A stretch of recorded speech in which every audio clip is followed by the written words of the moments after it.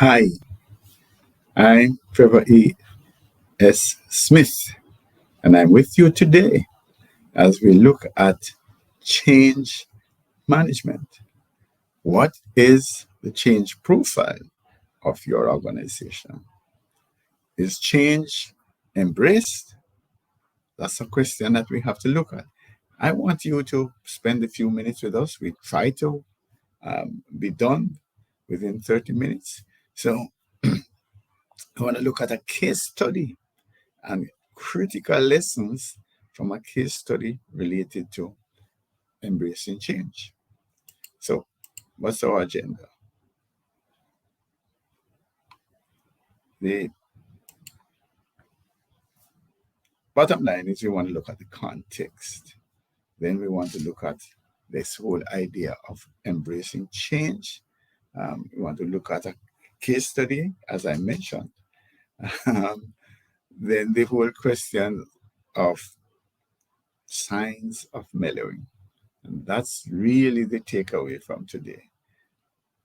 A situation, well, let me not go ahead of myself, but basically, the question that we could be answering is, are there signs that the agents of change, maybe you are an agent of change, that you have been mellowing? Hmm? That the fire that blazed in the past sort of have been toned down a bit. Flame is flickering. Hmm? Interesting. And of course, we normally go through where we invite some introspection as we look at this whole issue of the different lenses and an action that we invite you to take. This is a live cast. You won't be able to speak, but you can type in the chat.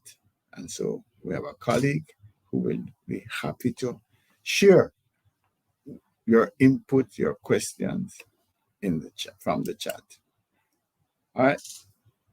So the context. Change is constant. We have just gone through a period of rapid, serious transformational change. We know that there are industries that have been disrupted with completely new approaches that have changed the dynamics. So the question that we have to look at is, are we champions of change, or have we mellowed? That flame that burned brightly, is it continuing to burn as we search for innovation and creativity? What was the last major change initiative in your organization? Yeah. And personally, do you have clarity with respect to your own change management profile? Those are important questions. And I might also ask, are you sure you are as ready to embrace change as you think? And the rationale behind this is that change management has been on the learning calendar for years. And, there's a lot of talk about resilience and future readiness. So it might be that we think we're ready for change and to initiate change, but maybe we're not. So let's continue as we explore this interesting subject. Yeah. So I would say that embracing change, and in a moment we will see what that entails, is a required competence in this period. When, as we mentioned, the disruption and the rapid change would be almost the new norm. Yeah. But embracing change goes deeper than a willingness to adapt. So some of us would say, yeah, okay, when the change takes place, I can adjust quickly. But Embracing change goes further than that. You don't want to be cast in a situation where you are just responding to change. What about initiating change? That's a question that we have to ask. How ready are we to be the change agents and not just responding to change? That's a question. I can't wait to get to the case study where you will actually see it. So actually, let me set up the background for this case study. Um, I'm a part of the Thinks network, extended disk, and there's for me, a magical report. This Thinks Management 52 report. Um, Last week, I spoke about one aspect of it. So there are 52 competencies that are deemed to be required in the area of management and leadership. And um, embracing change is one of them. And I really wanted to. There's a gentleman who's the head of a family-owned business, and generally, people make the comment that he's a visionary, a change agent, an innovator, conceptualizer, and we actually have an assessment that he did a decade ago, and I wanted to do the experiment, which basically is so instructive. So I wanted to look at if to see if there's a transformation, a change, not necessarily transformation in um, this area of embracing change. So, with this permission, we looked at the decade-old assessment and compared them. And very, very, very, very interesting lessons to be learned. Given the time that we normally limit ourselves, I just want to look at basically um, one year, well, two slides from the assessment. But let me give you a deeper understanding of what embracing change, that competence, the definition of the embracing change competence. And I'm just going to read it, unfortunately. Making change to the way one works, adapting to changing circumstances by accepting new and different ideas and approaches. So yeah, that is the sort of area that people are looking at. How do you adjust? How do you respond, adapt, sustaining performance and motivation under conditions of rapid change? That also is a sort of response side. But what about the initiating side? Supporting others through change and having the willingness and ability to enable changes to take place in the most productive way. So, are we enabling change and helping others to do the same? That's part of the challenge. Can we shift from adapters to initiators? So, that overview of the competence is underpinned by 15 competency descriptors that expand our understanding and appreciation of what constitutes embracing change. All right. So let's get down to the finding.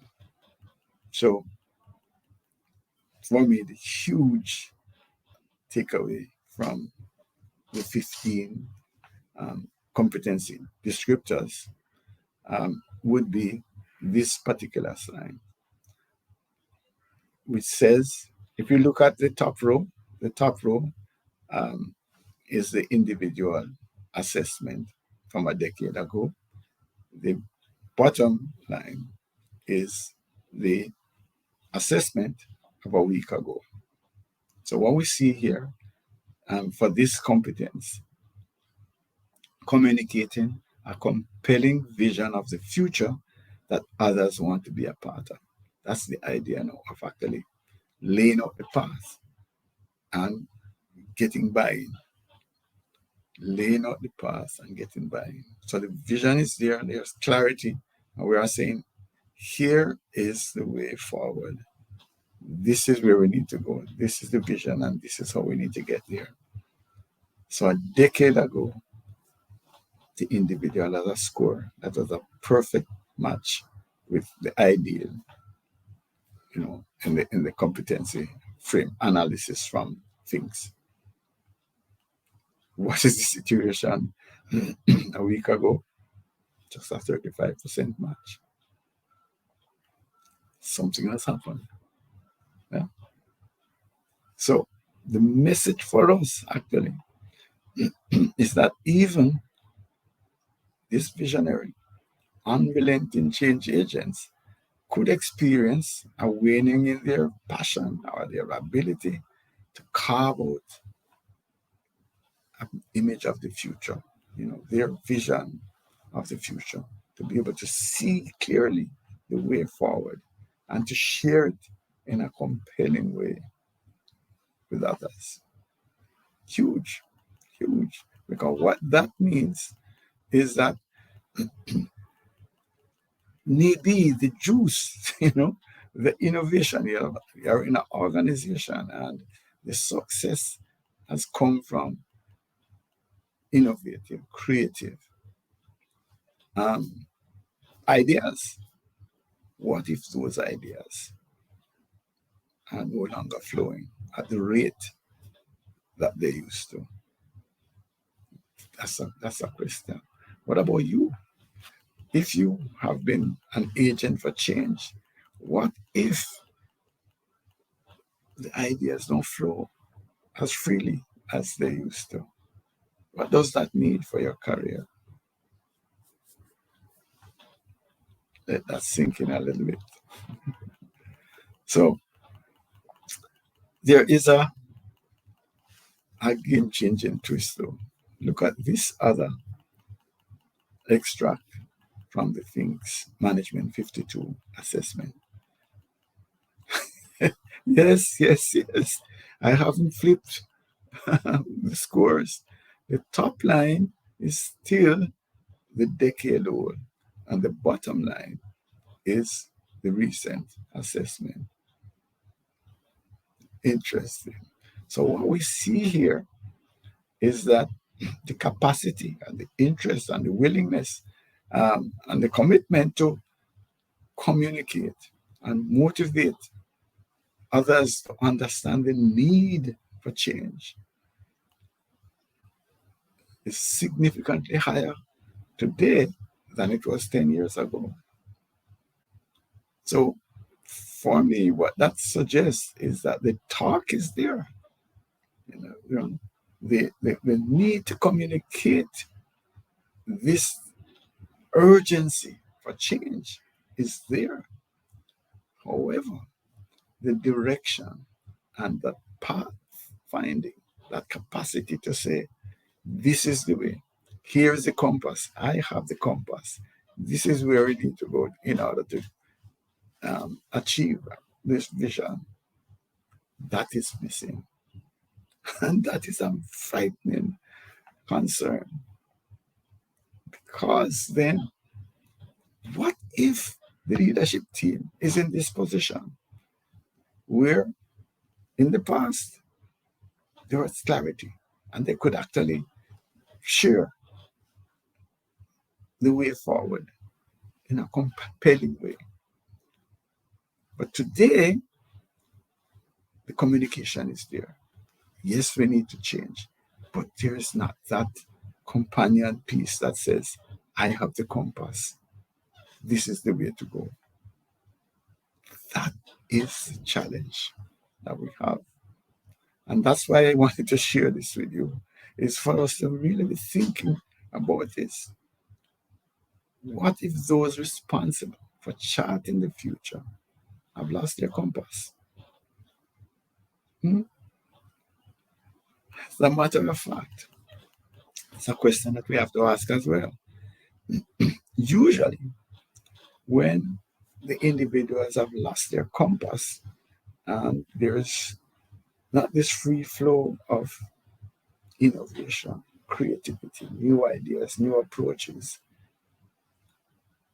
there's a tendency to shift to increasing pressure on numbers, focus on the numbers. We need to meet targets. We need to, you know, get more from what it is that we have.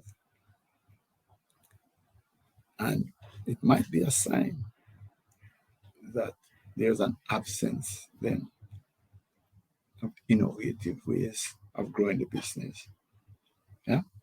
And so um, either deliberately or unknowingly, there's a shift then to put pressure on delivering, making sure that we get more from what it is that we have on the table. Pause again for thought. Yeah. So if we are in a position where there's a scrambling and a push and making numbers, maybe we need to look behind that to see if part of it is an understanding that, hey, we're running short on solutions that people want. Interesting. So, but what if that is the reality? What if the flame of innovation and embracing change is actually flickering? I don't know how many organizations have the Steve Jobs capacity to constantly come out with winners. Yeah. I believe that organization can run out of transformational new ideas. It just, yeah, there's just so much more. It's like I think in writing that sometimes you might just can't find um, a topic or the capacity to create another piece that's a bestseller can happen. But what happens then to the organization when they are in the position of not being able to be as innovative and creative as they were? For me, I think it would have been two options. One of them, as I've mentioned, is that you double down on execution, on efficiency. So if you can't come up with new products or new services, then you have to maximize the returns from your existing portfolio. And so things like, for me, at the top would come business development, marketing, and sales. You just have to get more income from what it is that you have. Of course, yes, you're going to continue to improve the product or the service, so that existing customers, have, good value, so that you don't at least lose that business. You would also want to tighten up on operational efficiency so that you can drive more funds to the bottom line. So that's one area. The other area might be that with all that, you still are not comfortable with the future. And so you might want to merge or acquire or even divest the business. Those, to me, are the top options when embracing change, when we started running out of rope in terms of being able to innovate and create and come up with new stuff. All right. So I want to just leave those thoughts with you and to ask some questions. Normally in these sessions, we like to do some introspection. I don't know, are you an agent of change in your organization? If so, are you sure the juices? Do you feel as if, yeah, or that you still have uh, a lot of creative, innovative solutions coming through you? Yeah. What about the agents of other agents of change in your organization? Is there a sense that they also are pushing things through the pipeline? And if not, is there an awareness? Because sometimes we might be unaware of what is taking place. Because, new products, new services could take some period before they come to um, market. And so it could be a sense that, okay, things are in development. But what if there's nothing really significant in development? How will we know? And what are the implications of creativity and innovation slowdown? I'm not sure how many organizations have um, examined these issues. And as we normally do, we ask people who attend or who watch afterwards to put on some new lenses and to go through this process of introspection.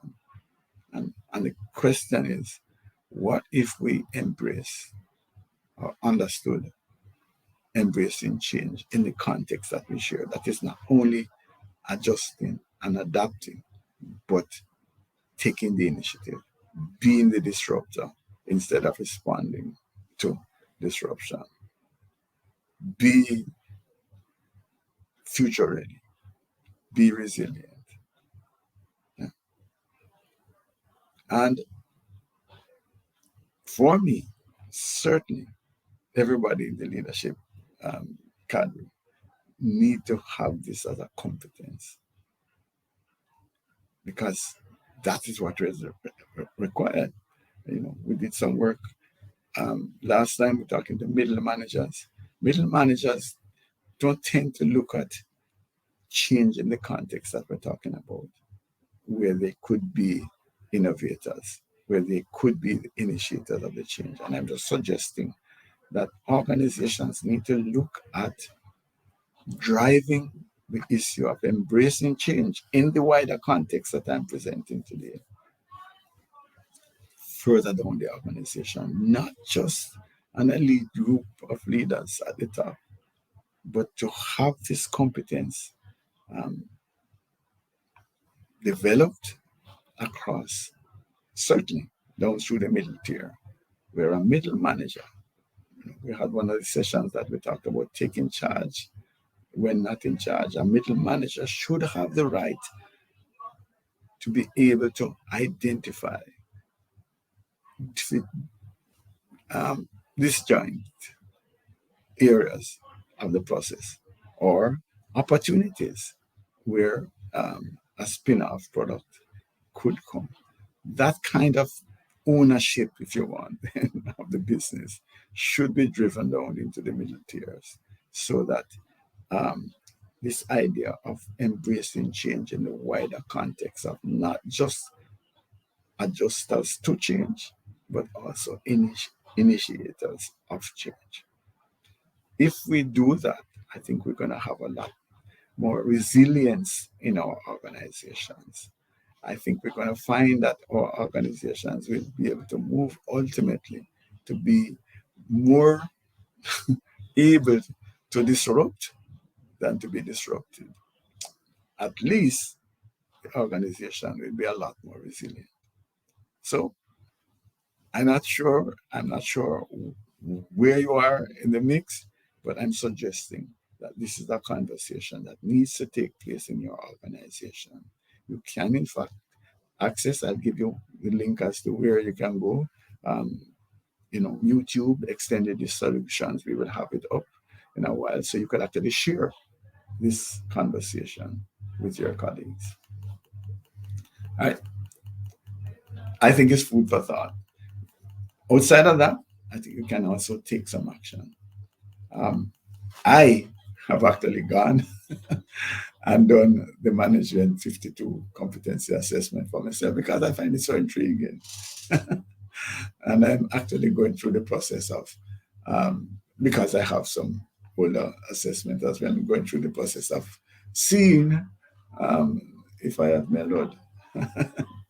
uh, so it's interesting, it's very, very useful. But apart from the mellowing and the idea, you might not have comparative things, but it gives you 52 competencies. It might not, all of them might not be fully relevant, but within the 52 competencies, you have 15 line items, 15 descriptors that help you to clearly identify where you are in the process. So you can see where you're a good fit and where there are areas for development. So I'm just suggesting that this is something that you could do for yourself, whether the organization wants to do it or not. This is a powerful developmental tool, but also you might be, in talent management, or you might be, um, a OD consultant and so on. It's not a bad idea, really, to have the leadership team do the assessment and to do some um, coaching around it. Give us a call, send me an email, info@successwithpeople.org, or you can send me a WhatsApp, 1-876-535-6677, or just go straight. We don't have the time to say, when are you available? When am I available? Just go to my HubSpot calendar manager, meetings.hubspot.com/Trevor-Smith4, and just set up the meeting. And we can have a discussion. It's not a commitment. We can have a discussion about um, what it is. While you're doing this, you might also want to think of some training. We have this How to Improve Critical Thinking, Influence, and Impact online course that's available, among others. So, what I'm suggesting is an introspection, is a deeper understanding of the dynamics of change, not just as consumers, if you want to look at it this way, of recipients of other initiatives, but also getting our people ready to be initiators of change. That's where I would like to take you. I also want to remind you of the case study.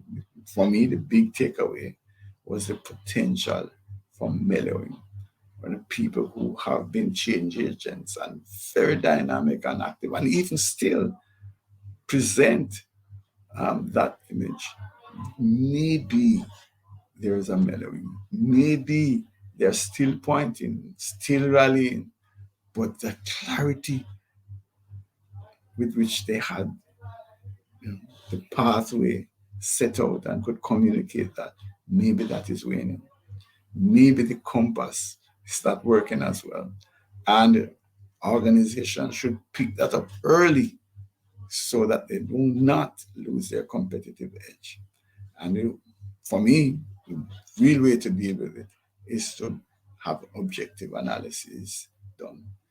The Things Management 52 assessment is a predictor. It's not waiting until after the event now to say, "Whoa, we haven't seen any um, uh, new creative ideas in a little while." This will tell you in advance as to whether there is a mellowing, as you could see from the case that we showed you there. All right.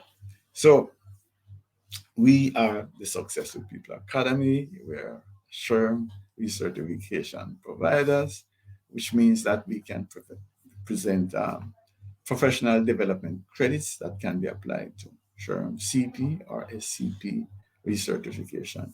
Bottom line means that we function to international standards. We are heavily engaged in human capacity development, and also that we are a technology solutions provider.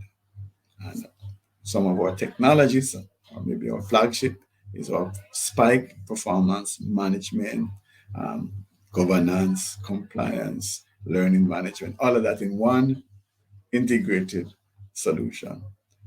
We could talk about that. And we also coach certified leadership professionals, and we're very, very strong on developing high performing teams. Of course, because we are Finks and extended these franchise holders, we have a raft of behavioral DNA assessments, and we pride ourselves on helping organizations to avoid bad hires with our behavioral DNA solutions from extended disk. So, as we are, we want to thank you for your time. And again, you can access, I'm going to send you directly here a recording for you to be able to go back through this, share with colleagues. But also, we have a repository of these live casts on the Things, the extended disk solutions YouTube channel.